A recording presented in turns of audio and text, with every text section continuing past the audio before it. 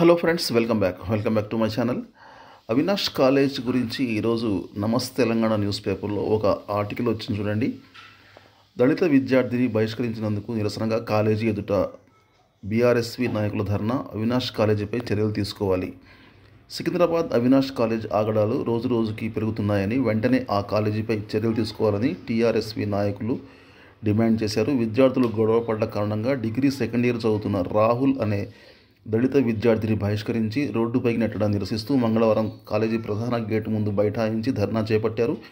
ఈ సందర్భంగా వారు మాట్లాడుతూ, కాలేజీ నుంచి బహిష్కరించబడిన దళిత విద్యార్థికి న్యాయం చేసి అవినాష్ కళాశాల అనుమతులను రద్దు చేయాలని అన్నారు. బౌన్సర్లతో కాలేజీని నడిపించడం ఇదెక్కడి సంస్కృతి అని, నిబంధనలకు వ్యతిరేకంగా ఫీజులు వసూలు చేయడం దారుణమని, ఫీజులు చాలా ఎక్కువగా వసూలు చేస్తున్నారని చెప్పేసి వారు పేర్కొన్నారు.